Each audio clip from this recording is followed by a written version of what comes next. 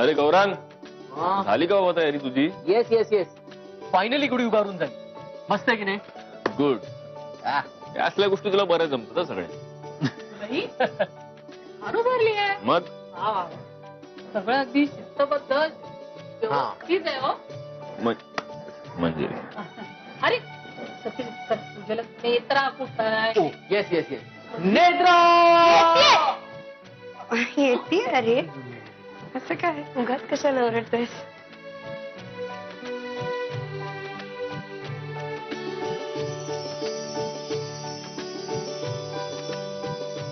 आई, हे गुढी वगैरे कशासाठी उभारतात? अगं, गुढीपाडवा आपल्या 3.5 मुहूर्तांपैकी एक मुहूर्त, म्हणजे शुद्ध प्रतिपदा. श्रीरामानं रावणाचं निर्दालन केलं आणि आपला 14 वर्षांचा वनवास संपवून ह्या दिवशी अयोध्येमध्ये प्रवेश केला. आणि तेव्हा अयोध्यावासियांनी अशा गुढ्या उभारल्या, आपल्या विजयोत्सवाचा जल्लोष केला, श्रीरामाचं स्वागत केलं. आणि म्हणूनच अशा गुढ्या उभारायची प्रथा सुरू झाली. आपल्या घरामध्ये सुख यावं, समृद्धी आणि शांती नांदावी म्हणून ही गुढी उभारायची. कळलं?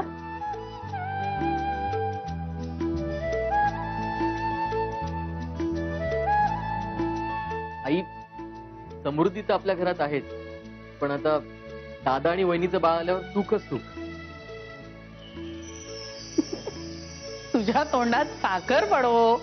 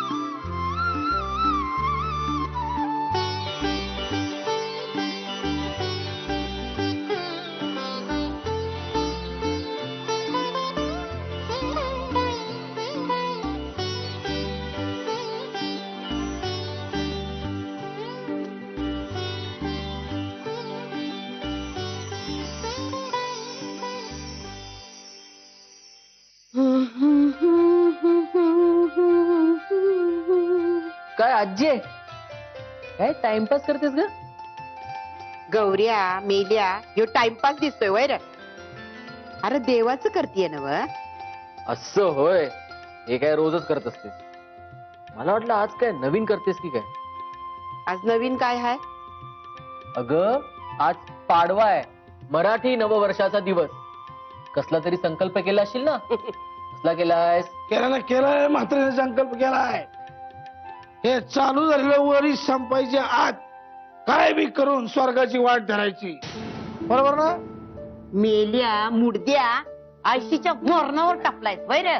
सण नाही काय नाही, दारू प्यायची आणि गावभर डुकरावानी हिंडत बसायचं. ए म्हातारे, आज दारू नाही प्यायलं. बघ बघ, वास घे वास घे. छी, आजचं नाही, कालचा वास आहे. हा, मुडद्या आता गप बसतो का? हा, हाय का गौऱ्या, हाय का बघ. आणि मला सराचं महत्व सांगते. आणि दुसरीकडे स्वतःच्या पोराला स्वतःच्या तोंडाने शा घालती, स्वतः तोंड बरवटून घेती. हाय का बघ, हाय का काय? गप बस आता. खोबट फोडी नाही ते. ठीक आहे. मला मगाशी दिला आईने. अरे मला ठाव हाय, मी आज बनवलंय. अरे खा बाबा खा. आता ही म्हातारी त्या सट्ट्याला सांगून तुला मी घराबाहेर काढील. खा खा खा. तू बी घे. घे. मला घे घे, दारू पितोस नव. घे, खा खा. चांगलं असतं ये. होळीच्या दिवशी भांग्याच्या गोळ्या उडविल्यास नव. दारू पितोस त्याच्यापेक्षा हे चांगलं आहे. कडुलिंबाचा पाला आहे यो. रगात शुद्ध होईल तुझं. नाही कसं. अंत्या.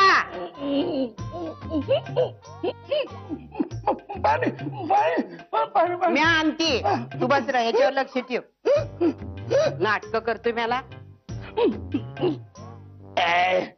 बाबा, अरे येडी आहे ती. बनवलं तिला बस.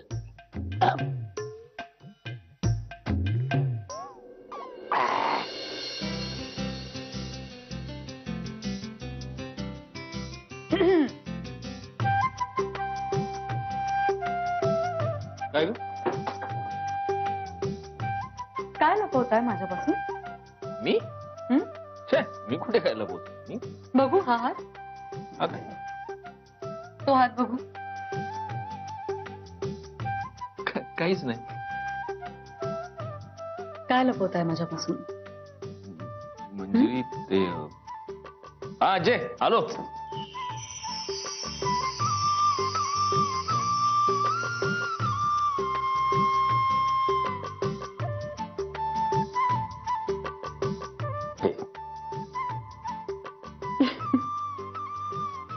आणि तेवढा आश्चर्य झाल्याचा अभिनय करू नकोस.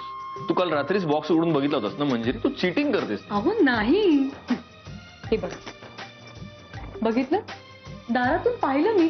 तुम्ही दिसताय मला आरसात. ओ अच्छा अच्छा अच्छा अच्छा असं आहे होय. बर.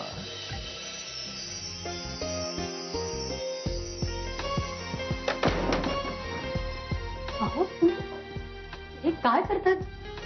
दारातून पाहिल्यावर सगळं दिसतंय ना म्हणजे. मग दार नको बंद करायला. खरंच लाजलीस की कमालीची गोड दिसतेस तू. आरशात दिसतंय.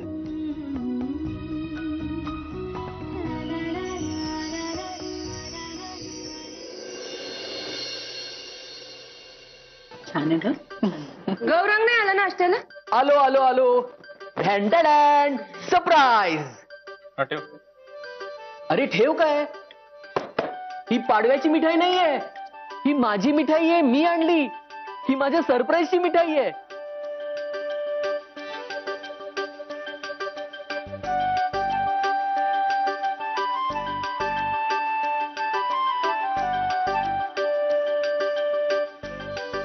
अरे कोणीतरी विचारा. कसा झाला आहे शिरा? मस्त. आजी मी सरप्राईज बद्दल विचारतोय. आता कसलं सरप्राईज? माझं सरप्राईज आहे आणि ते फक्त मला आणि आजीला माहिती आहे. हं?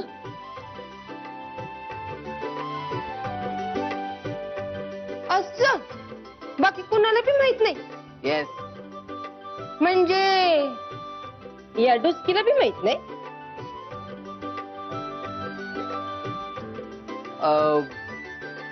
तिला थोडं थोडं माहिती आहे पण बाकीचं कोणालाच नाही माहिती.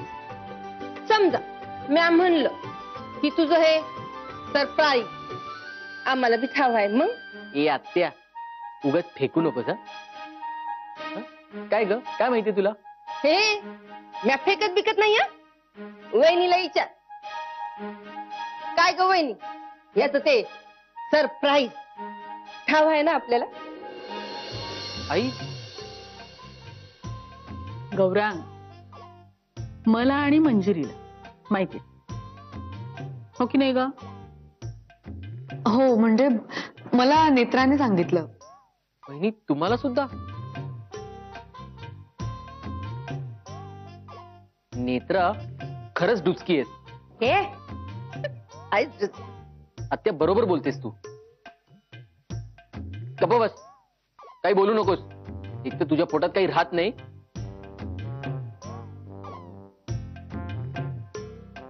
पण अजून एक व्यक्ती आहे ज्याला माझ्या सरप्राईज बद्दल माहिती नाही. दादा. दादा मी म्हणजे तुला नाही माहिती ना? ऍक्च्युली गौरांग म्हणजे आता मंजिरीला माहिती आहे म्हटल्यावर मला माहित नाही असं होणार नाही ना.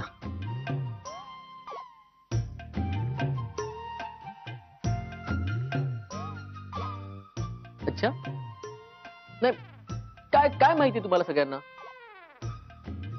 सांग काय माहिती तुला? आम्हाला असं माहिती आहे की तू लवकरच केटरिंगचा बिझनेस सुरू करतोय.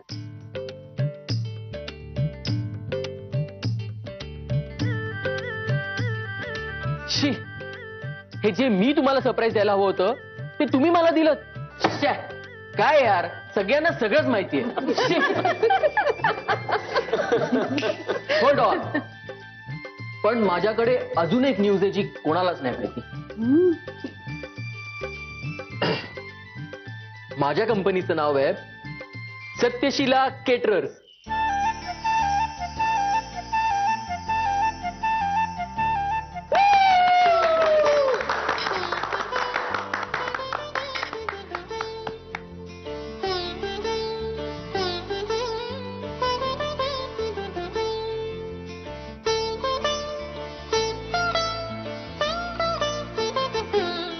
गौऱ्या, लेकरा, तू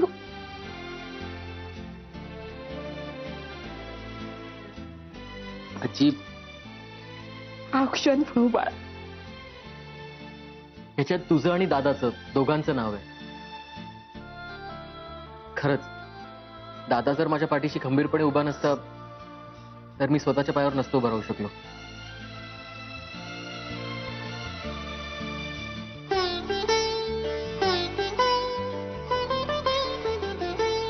बस आता.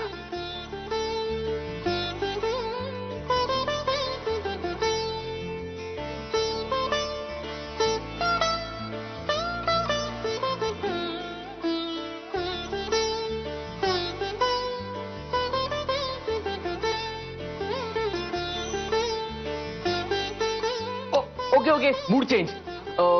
माझ्याकडे 2 मोठे ऑर्डर्स आहेत.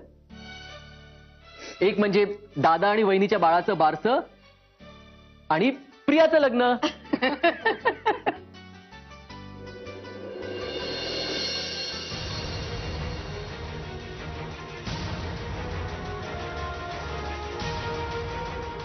साहेब, साहेब 5 झाला ना आता.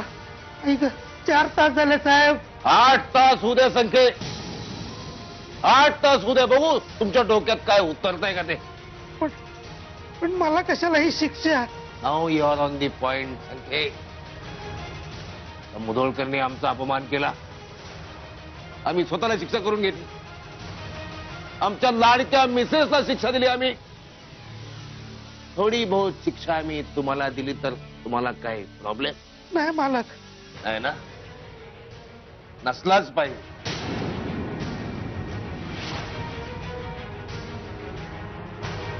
टाइम इज रनिंग फास्ट संख्ये. Time is running very fast. झालेल्या अपमानाचा बदला घेतलाच पाहिजे. घेणार आपण बदला. मोतीवाल्या बाईला फोन लावा. मोतीवाल्या बाईला फोन लावा, असाच लावा. असं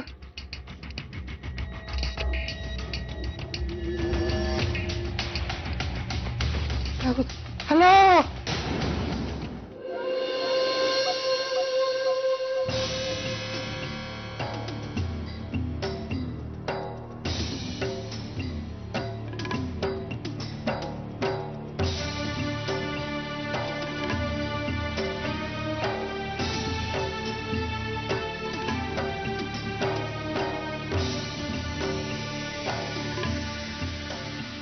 सत्यजित, मला तुझ्याशी थोडं बोलायचं होतं. वेळ आहे का तुझ्याकडे? बोल.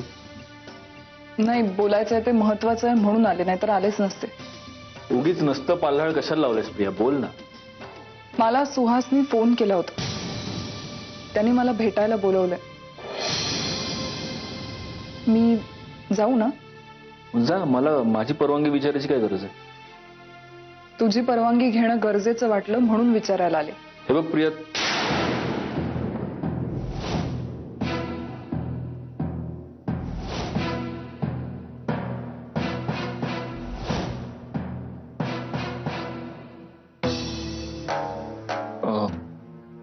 काय झालं?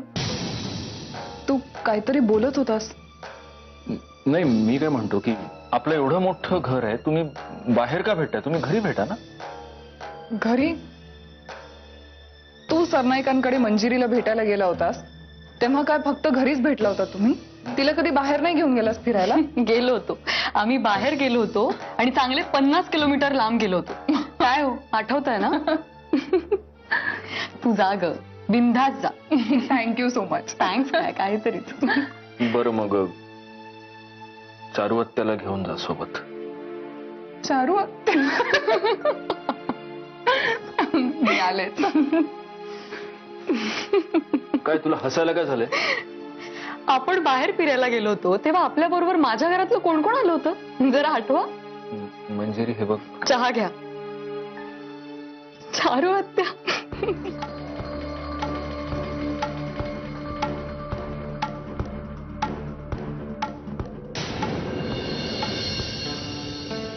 Sorry, I am extremely sorry. मी आधी तुझी कान धरून माफी मागतो. पण प्रिया, मला खरंच त्यावेळेला कळत नव्हतं काय करावं ते. मला एक निनावी फोन आला होता, त्यानंतर मधुराने मला काय काय सांगितलं होतं, म्हणून मी लग्नाच्या निर्णयाचा फेरविचार करायचं ठरवलं होतं. पण खरंच वेडा होतो मी. मला अक्कल नव्हती. It's okay, it's okay. जे घडायचं होतं ते घडून गेलं. अशी कुठलीही गोष्ट सहज घडत नसते ना, ती कुणीतरी घडवावी लागते. त्यासाठी कुणीतरी कारणीभूत असावं लागतं. आणि तुला दुखवण्यासाठी मी कारणीभूत होतो याचंच मला जास्त वाईट वाटतंय. खरंच खूपच मूर्खासारखं वागलो मी. खरं सांगू प्रिया, माझं खूप प्रेम आहे तुझ्यावर, अगदी खरंच. आणि यात कुठलीही शंका किंतु परंतु नाहीये. I love you.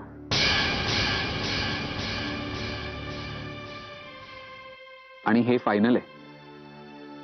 हे तुझं हसणं आहे ना, हेच मला खूप आपलंसं वाटतं. निस्वार्थी आणि समोरच्याला एकदम एकदम आपलंसं करून टाकणार. प्रिया, आपण लग्न करणार आहोत आणि आपल्याला एकमेकांची फक्त नावं आणि जुजबी माहिती या व्यतिरिक्त दुसरं काहीच माहित नाहीये. म्हणजे आपल्याला एकमेकांच्या भूतकाळाविषयी काहीच कल्पना नाहीये, नाही का?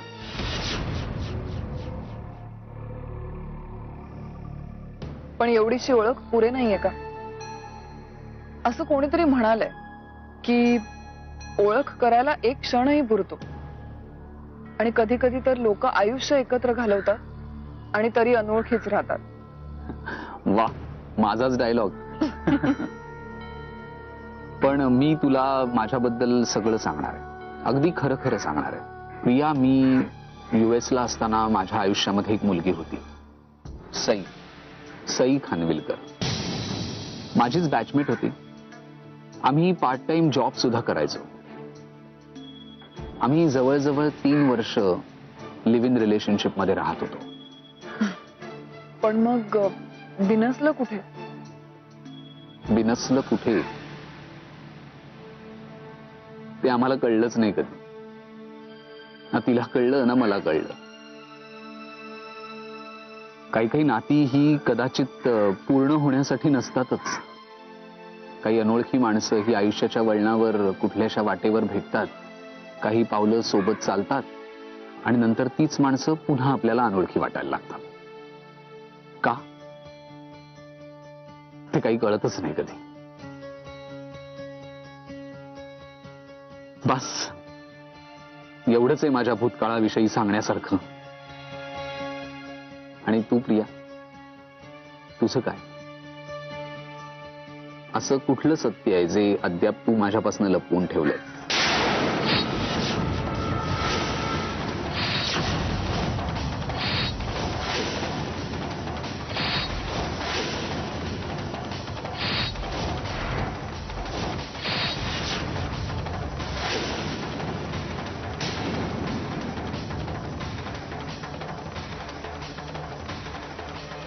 प्रिया, प्रिया, मी तुला काहीतरी विचारतोय. तुला काही असा पास्ट होता का?